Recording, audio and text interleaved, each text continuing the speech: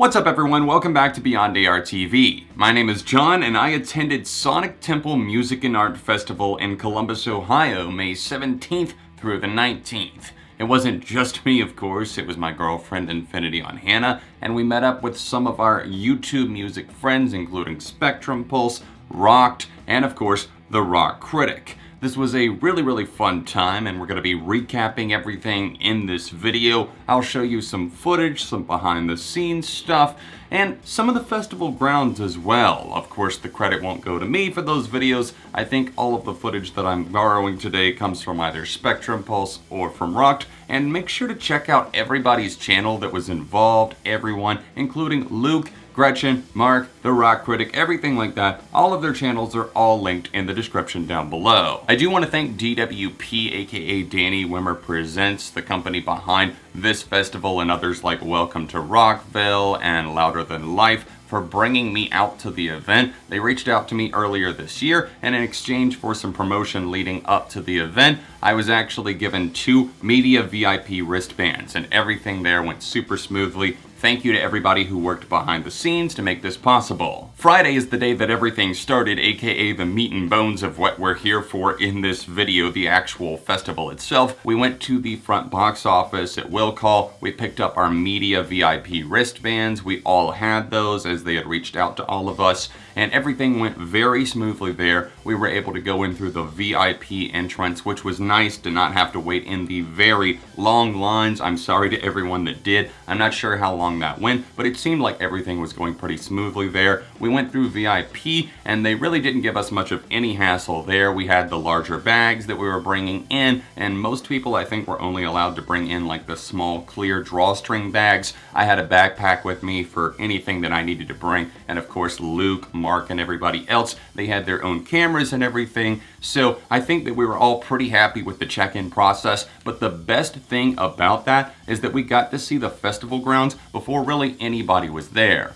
We of course checked in and we got there around 10 a.m. on Friday, which is way before any of the first bands were playing. So we were actually going in, looking at some of the art installations, and I have to say that they really did deliver on the art part of Sonic Temple Art and Music Festival. They actually decked out the entire MAPFRE Stadium where this actually took place. It's normally a soccer stadium. They actually made this look like an art festival in many ways. Sonic Temple did a great job at delivering a very smooth experience. I think for fans, the communication for the most part was good, but what I'm more so talking about is the actual festival grounds. It's important if you guys go to a lot of music festivals that it's easy to know where things are, what's taking place when. They had an app that made it really easy to schedule when you were seeing what band at what time, and of course the festival itself, just getting from stage to stage. There were only 3 and 4, I guess, if you count the Zippo acoustic stage, which was pretty cool. I didn't really get to see many performances there, but still it was nice that they had it. But it was easy to navigate from stage to stage. We could quickly get from a stage on the right side to the main stage, the Monster Energy stage, and we could get from that back to media or over to the Echo stage or whatever else. There was the Echo stage, the Wave stage, and the Monster Energy main stage. And all 3 of them definitely were really cool, and I was really excited to see some of the smaller bands even getting good crowds that were really hyper interactive. The atmosphere was really fun throughout. I think everybody was just there to rock, and that was clear from even smaller bands like Boston, Manor, and Movements getting a lot of love. I'm getting a bit ahead of myself there because obviously those 2 bands did not play on Friday, and we're going to talk about Friday first. We're going in order here. I do think that overall it kind of felt like it was laid out a bit like Warped Tour, which I do like. There were a lot of tents. Roadrunner Records and Fearless Records had booths. We obviously had the Zippo stage. I got a Zippo lighter that said Sonic Temple on it. There were a lot of really cool setups there. I honestly like that. And there were plenty of food choices for really any diet out there. It was honestly a great experience. We got back to the media tent, and it was definitely not what I was expecting, but in a good way. When you think tent, you're not exactly sure what to think, but it was a very big setup, almost kind of like a carnival type tent, except it has Wi-Fi and air conditioning, and it was really nice. We were very, I think, privileged to be in there. There were snacks, there was water, there was Monster Energy. Everything was provided for free for the media people, so that was cool. We got to see a lot of behind the scenes stuff. Luke does interviews with bands and artists and everything, so it was cool to get a glimpse into that. I even had my own interview, and we'll talk more about some of the bands that we met in just a second. We're setting up here behind the scenes in the media tent. We're here with Hannah. We're here with Crash. We're here with Gretchen, and we're here with Mark. Mark, you look like you're glowing over here with this plant. It's absolutely fantastic. I got mood lighting. Yeah. Perfect. Were you guys expecting these signs? I really wasn't. Yes, I was, because I knew that was going to happen. Well, you didn't tell us. You were supposed to. I told you so much. You did. As much There as was possible. so much information. How am I supposed to handle it all? So it's my fault I missed It is. one thing. It is. Yes, It is 100%. entirely, everything for this trip is your fault. Your fault, because you're the expert here and you're supposed to tell us everything. Now for the actual bands that we saw on Friday, and for the sake of time in this video, I am not going to talk about the ones that we only saw like a couple of songs for. I'm only going to talk about the bands that we really saw the majority or else all of their set, and Friday kicked off for us with Bad Flower. I was truly impressed with how great they sounded. I thought that their frontman Josh sounded fantastic live. You said you tried that I could stop. Make me feel that's not the man. I see my fingers in the doorway and shatter all the bones so I can never start again. They had a really good stage presence there, and they felt confident on stage. I wish there were a couple of other songs that they had broken out, like 24, or We're in Love, or even Soap, but that's okay. I still enjoyed the set that they delivered a ton. One of my favorites of the weekend. I really think that they cranked it up and delivered something cool, visceral, and also at times kind of emotionally charged and engaged. Hailstorm definitely exceeded my expectations. They were fantastic live. Lizzie Hale as a front woman is absolutely commanding, in charge. She gave a guitar away to a young fan, which was very, very cool. I didn't catch the entirety of their set, I would say about half, but I wanted to include them in this video, just give a shout out, because they absolutely had a great stage presence, and I wish that translated more in their actual albums that they've been putting out. Ghost delivered a phenomenal show. I'm talking immaculate set design, the over-the-top theatrics, just totally nailed it down. The pyrotechnics for the show, the nameless ghouls playing in the background just sounded menacing. I think that's the right word for it. Honestly, we have Tobias Forge, aka Papa, the Cardinalcopia, Papa Emeritus. Maybe you knew him as that in the past. I like the fact that they kind of keep evolving, changing things up. I saw them open for Avenged Sevenfold in 2013, and to see where they've come from there to now is just incredible. And it was pretty much everyone in our friend group. They were in like our top 5 for performing, and I think most of us had them in their top 2.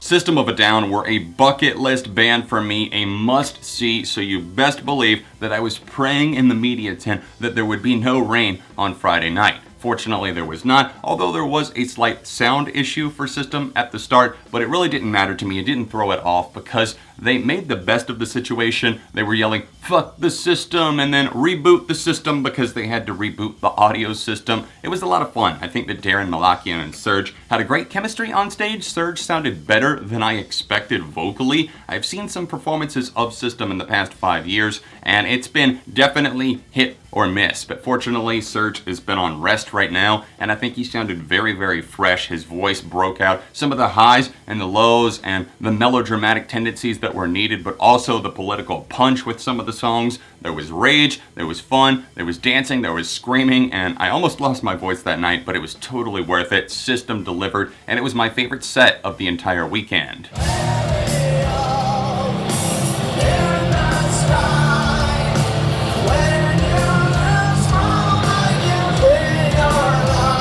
After a great night of sleep because we were so exhausted, Hannah and I got there pretty early on Saturday. The first sets weren't really starting until like 1:30, and the first one that we caught on Saturday, the best day I would say out of the 3 days because it went the smoothest, just smooth sailing all around. Our first set was Boston Manor. They're a smaller band, I would say influences of shore pop punk, but also a little bit of a more aggressive punk tone, especially on some of their stuff. I really loved their last album, Welcome to the Neighborhood, and they delivered a mixture of cuts between that and their debut album, Being Nothing, more from Welcome to the Neighborhood, of course, and I was totally shocked at how engaged the crowd actually was.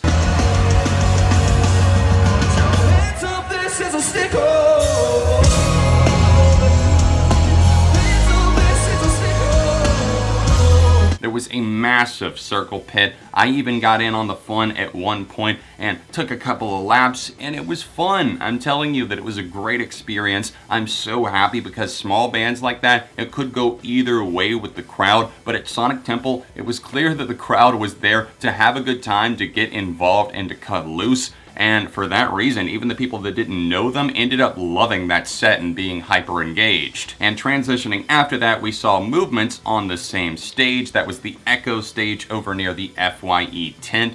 And that was a ton of fun. Movements, their lead singer Pat said he was a bit under the weather, a little bit sick, but it truly didn't show at all. If anything, it made them sound better because he had an extra rasp to his vocal tone, and it made these songs come across as more aggressive and more dire and emotional and charged. And I could truly feel the power of what Movements were doing that day.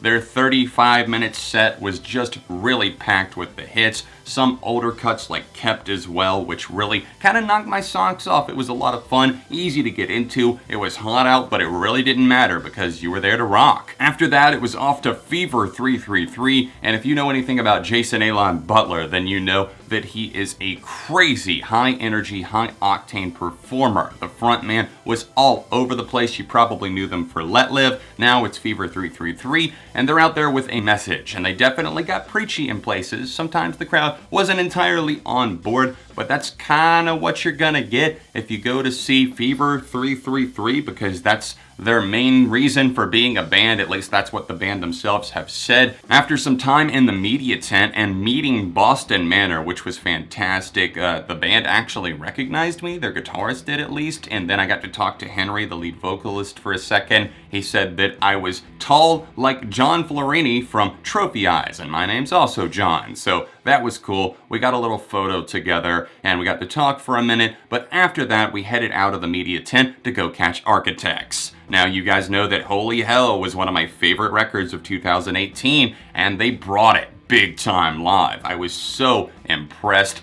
I thought that Sam Carter sounded great live, and I think some people were complaining that maybe the crowd wasn't as into it as they should have been. I would disagree. I honestly felt like I saw a ton of energy from the crowd. I got pushed a little bit off to the side. I was over on the left side, so I didn't have the best view. In fact, that was one of the worst views that I probably had all weekend. And fortunately, even with VIP, we don't have a VIP section at this festival, so I was pushed off to the side, but I could still hear and felt engaged with the concert, and I do think that Architects delivered. I failed to mention that we caught part of Gojira, which was really interesting. There were some pyrotechnics going on there, and I thought that it was just part of the show, that it looked like they were kind of on fire. But thanks to this photo that Luke got here, you can see that they were actually on fire. That was their guitarist, I believe. And I don't know a ton about this band. I've been getting a little bit more into them. I don't know a ton about the members themselves, but that was badass. The fact that he got checked out after that and came out and finished the set, it says a lot about their dedication to their craft,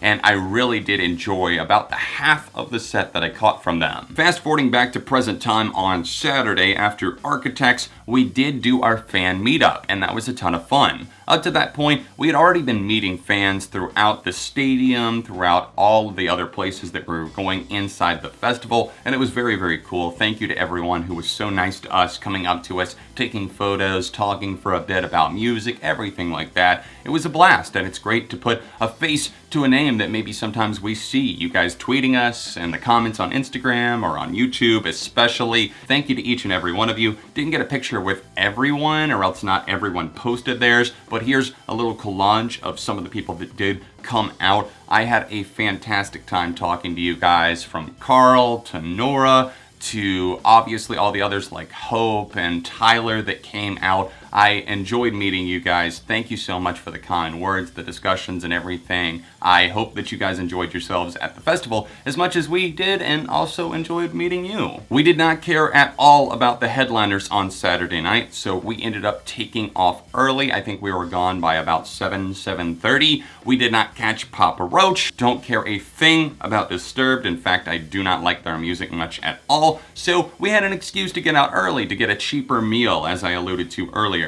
We were able to come and go as media. Most people were not allowed re-entry, but we could come and go throughout the day. So Hannah and I often took off to get cheaper meals off-site, and we did that on Saturday night, and then we met up with everyone for some fun. What do I mean by fun? I'm talking myself, Spectrum Pulse, Crash, Infinity on Hannah going out on the town. We hit a barcade first, which was awesome. We played Drunk Jenga, Giant Jenga, with some really cool people that we met there. After playing some game, playing Jenga, we obviously played a little bit of N64, and I got my ass kicked in that version of Smash Bros, because I'm used to the Switch version now. We moved over to karaoke. We went to a karaoke bar, and Spectrum Pulse sang first. He did Everlong by the Foo Fighters. Here's a clip.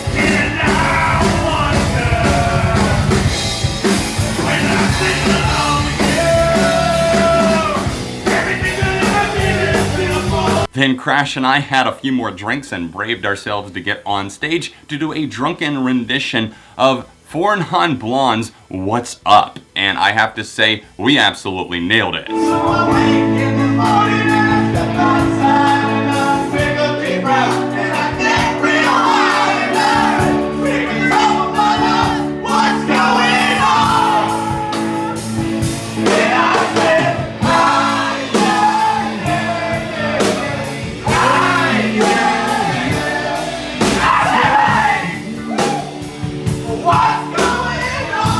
Okay, maybe nailed it isn't the right word, but we gave it our best and the crowd was into it, so that's really all that matters, right? I think Hannah and I were completely wasted by the end of that night, so we caught a lift, got back to our Airbnb, and that is where things started to take a turn. I mean, it was okay that night, but we woke up early after going to bed about 3 a.m. We woke up at 7 a.m. because Hannah couldn't find her phone. It was missing somewhere, and we looked for about an hour. We even got on the phone with Apple support because Find My iPhone wasn't working. We were freaking out, especially Hannah. I felt bad for her. And then we located it. I was able to go downstairs because I was just looking around. I was like, where the hell could this phone be? And I was just roaming around our Airbnb's house. We only had the private room, but I found it in the downstairs bathroom. Apparently, Hannah had wandered down there at some point and had left the phone on the sink. Like I said, the day started off as a mess. I really couldn't get back to sleep much at all after that, and I was feeling miserable after a night of drinking and then not sleeping much.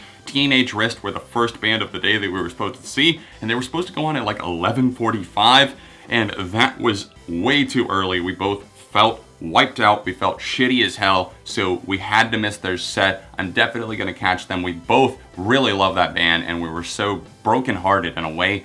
But I do know that the day was plagued with wind problems. Obviously, we had some rainouts, and Sunday was the most unfortunate day. It couldn't be helped. I know the festival organizers did everything they could. And to anyone that complains like, oh, you should have let Bring Me the Horizon play over Joan Jett, everything like that, you don't understand the behind the scenes stuff. You don't know that Bring Me the Horizon can't just transfer everything to another stage. They can't just play on the side stage. And Joan Jett absolutely deserved to still play that night. I'm getting ahead of myself though. It was very windy. The first band that we caught that day, we arrived at about 1:30. We saw Palais Royale. Since unfortunately we didn't really have the choice to go see Basement, which is who we actually really wanted to see. Saw Palais last year at Warped Tour. Haven't ever seen a full set from Basement basement. We saw an acoustic set from them, and they canceled before Sonic Temple even canceled that stage that they were supposed to play on due to the high winds and everything. Palais Royale's set was definitely affected by the wind, and I really didn't feel that the vocals were as great live this time. They might have been playing a lot of dates recently, I'm not entirely sure. The wind was kind of warping the sound too that was coming out, so it wasn't the greatest performance ever, but it still wasn't bad. I didn't see a bad performance all weekend long. Now after that, we moved over to see the Struts, and the Struts were absolutely awesome. They brought it. They were unfortunately the last act to play on the main stage until the Foo Fighters later because of the rain delays, the wind delays, the weather delays, whatever you want to call it. But the Struts got a full set in, and it was incredible.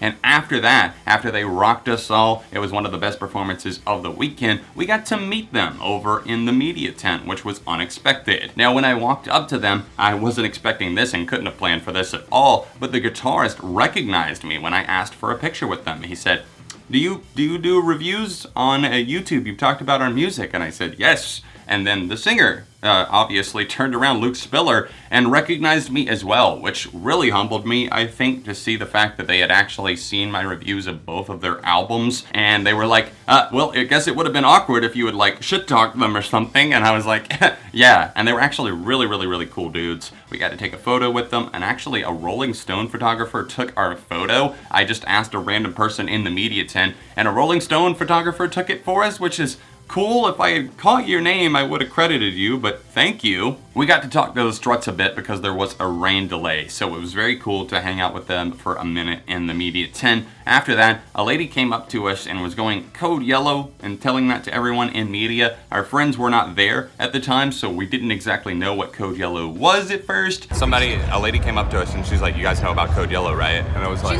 she didn't even say that. She was just like, code yellow. Code yellow. And I'm like, is this a government Are you agency? asking me a Code yellow. I thought she was saying something about the yellow on here. I thought she was talking about a band. Like, I thought she was going to tell us that we couldn't eat in here. Honestly, that's where my mind went to, because maybe I have childhood trauma about people telling me not to eat in certain areas, so I always think I'm not allowed. What do you think, Crash? Do you think we're going to get rained out today? The forecast says there's a 70% chance during Foo Fighters' entire set. But the thing is, they play a song called Sunday Rain during the set.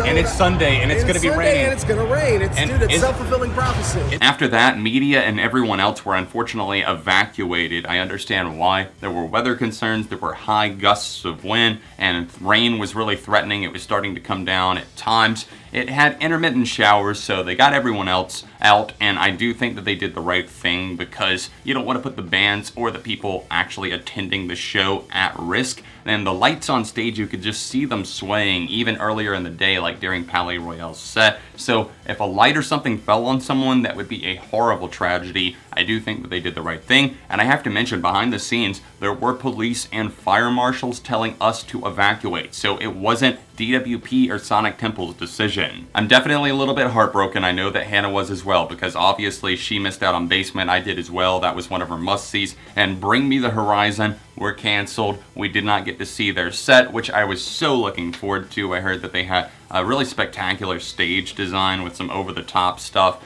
and I would have liked to have seen that. They're not coming back to the US really anywhere near me anytime soon, so they're still evading me, kind of the white whale, somebody that I haven't seen. But thank God the Foo Fighters were not canceled. Foo Fighters were absolutely incredible. They kind of blew my mind a little bit because I'd been waiting for that moment. Obviously, it was the same deal as System. I've been waiting to see both of those bands live since I became a fan of both in 2005. They really rocked it. There were some issues at first for me because I think that I just couldn't get into it because people were like shoving, pushing all over the place. I couldn't focus. There was somebody next to me just like holding a phone almost like right in my face. I couldn't get my space, and I know it's a festival and everything, but people really needed to calm down, and I think they did by the time like the third or fourth song rolled around.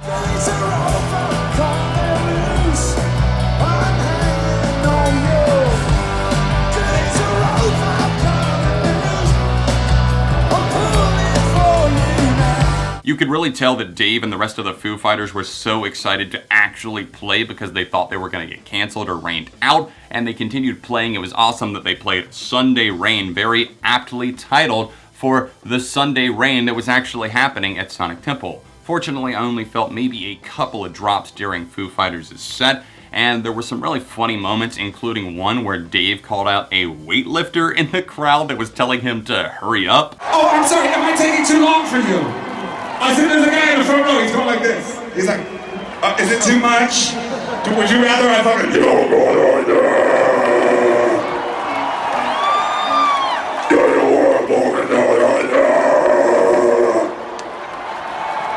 that what you want me to play to a bunch of backing tracks and fucking go, No. I'm gonna have Taylor Hawkins come and sing you a Queen song. Come on down, Taylor Hawkins. Come on down. This one's for the weightlifter right there. That made me crack up. I was laughing so hard. I think it's awesome that I actually got to catch their set. I just really thought that I was gonna miss it, but that did not happen, fortunately. I think myself and Hannah were the only ones that actually caught their full set, and I didn't exactly mean to catch the full set. We were trying to catch a lift, and we could not get service. We were trying to get out of there because I wanted to see the majority of the set, but we ended up seeing pretty much all of it from a distance because the last two songs, Best of You and Everlong, I was on the outskirts trying to get service, trying to get into my lift, and that was a nightmare in and of itself. Basically, I'll leave it at the fact that I was pissed. We had 25% off rides for like 15 rides or something like that, and that's why we were using them so heavily, but we had a hell of a time actually getting one afterwards, and by the time that we actually got one, everyone else was already coming out of Foo Fighters, and you can imagine what it looks like when tens of thousands of people are rolling out of a festival. It's very crowded. I felt bad because everyone was waiting on us. They had all left early from the Foo set, which I just couldn't bring myself to do because they're a bucket list band and I had to see them. But everyone was waiting on us and we had all of the lift troubles. They were at Luke's hotel. I think it was Luke, Gretchen, and Mark that all stayed together. And by the time that we finally got there, we had a little pizza pity party and actually filmed a little recap, which I'm gonna cut to now for the finale of this video. We just got out of the last day of Sonic Temple Festival. We've all gathered here at the hotel to talk about some of our favorite acts that we saw throughout the entire weekend. Guys, top three for everyone. What are you thinking, Mark? Okay, for me, I'm struggling with the top three. I'd probably go with 4, if only because number 3 spot for me is a tie. In that spot, I would probably put the Foo Fighters, the close of the last day. They had a really terrific stage show. It came together really impressively. Tied with Bad Flower. I have never really covered Bad Flower, was very unfamiliar going in, but I really liked a lot of the stage presentation that they put together. It turned out really well. Number 2 for me, a band I feel like I've been covering since their inception, the Glorious Sons. They really brought it together in an effective way. They commanded the stage in a way I did not expect, and frankly, I think there's more of an avenue for bands with similar southern rock sounds like theirs to do well in that setting. I think that's really encouraging. But my number 1 has to be Ghost. It has to be, just in terms of the theatrics, the hooks, the vibe. It was so well constructed, so inherently hilarious at so many opportune turns. So over the top in some ways, right? Everyone's taint was tickled. Yes, of course. If you know, you know. But what about you, Gretchen? What were your top 3? Okay, so my third would be, what did I say? Parkway Drive. Parkway Drive, yeah. Because I had never seen them live before, and I just, I'd only heard them on Sirius XM, but I really like their stuff, but they just killed it live. They sounded amazing. 2, definitely In This Moment, even though it's the Maria Brink and Friends show, and she changes outfits every single song, it flows so well for their set, and they are fantastic. And number 1 is Ghost, because It's Ghost. Now this is going to continue the streak, I think. But your top three, I know number one Exactly. for you is Ghost. My number one is Ghost by far. I didn't have to work hard to pull that out. Exactly. I think they nailed, like he continues to nail it so well. What Tobias Forrest, Cornucopia has created and continues to evolve. For number two, I would go with Gojira because one, they sounded fantastic. Yeah. Their performance was uncanny, just how fiery they are, and I try to get that because even with the accidents of immolation and sacrificing someone to the metal gods of Christian from Gojira, who was lit aflame from a pyro accident, he still went back on stage after being checked out and continued the set. I can't say enough. That is metal. And then my number three would be Hailstorm because I have said this before, I will continue to say it, and they show this every time I see them live. Their album performances pale in comparison to how fantastic they are live. What about you, Crush? For me, actually, this is kind of fun because bouncing off of Luke, your number three is the exact same as my number three, Hailstorm. I was always kind of iffy on their stuff. Just again, they were never bad. They've had some good hits here and there, but man, it's nothing compared to seeing them live. Also, kind of, sort of breaking the streak. Ooh. Just a little, because my number two is Ghost. Papa would be ashamed. No, but again, the performance that Ghost brought to the show, just their pure owning of the stage cannot be denied. I kind of admit this is kind of a personal choice, just because this is like it's all personal choices. Yeah. Well, I mean, but for me especially, because this is one of my favorite bands of all time, and I finally got to see them live for the first time. Lamb of God. They just have so much intensity. It's such a raw show. It's such a wild experience. It's like they start the show at 11 and never turn it down for a second. And to echo kind of what you said there, Crash, with my own personal top three, Yes. it's obviously boils down to our personal choices, but obviously things that we've been waiting a long time to see, and that plays big time into my own personal top three. Couple of honorable mentions, I won't go into detail on them, but pretty much everybody that we saw was really good. Yeah. I don't think I saw a bad act really all week, and nobody sounded awful or anything. Not really, no. But honorable mentions to Architects, Movements, and obviously Ghost, who are probably would be at number 4. But top 3, at number 3, we got the Foo Fighters, because I've been waiting for that all my life. But they played a glorious set, very funny set too. I think all of the guys were in a great mood because they actually got to play. They didn't think they were going to get to play. The weather held out. So much fun. Number 2, Boston Manor, smaller group, absolutely brought it. I couldn't believe how engaged their crowd were. They got a great crowd, and with festivals, it's kind of touch and go with smaller bands. You could have a crowd that just stands there. Definitely see Boston Manor. Number 1 for me though, System of a Down. I think a lot of you that watch my channel would probably see that coming, and they delivered everything, just like what you wanted out of Lamb of God. They delivered exactly what I wanted. I've been a huge System fan. They're in my top 10 favorites. I've loved them since 2005. They went on hiatus like right after I got into them. And they came back, and they weren't really playing any shows near me, and this was just, it worked out perfectly. So, and what about you, Hannah? For 3 for me, definitely Ghost. Never seen them before. I was really impressed. Everybody else kind of already talked about them. So it's hard to say anything everybody else. Loves them. Yeah, we love Ghost. Number 2 would be the Struts. I just thought they were a lot of fun. They had a really great stage presence. Their frontman was fantastic. They sounded great. It was just a lot of fun. Yeah. And then number 1, Boston Manor. We just had a blast So much at fun. their set. I think we both had. Again, great crowd. Yeah, Unbelievable. And I agree with you. A shout out to the Struts is definitely in order as well. Don't forget to check out everybody's links. They are in the description down below. All of the people that were there with me, Luke, Gretchen, Mark, Crash, Hannah, and check out their channels. Go subscribe. If you would like to see Luke's coverage of this, then please tap the card right here or tap here for another festival video. Socials in the description, and I'll see you soon for more on Beyond ARTV.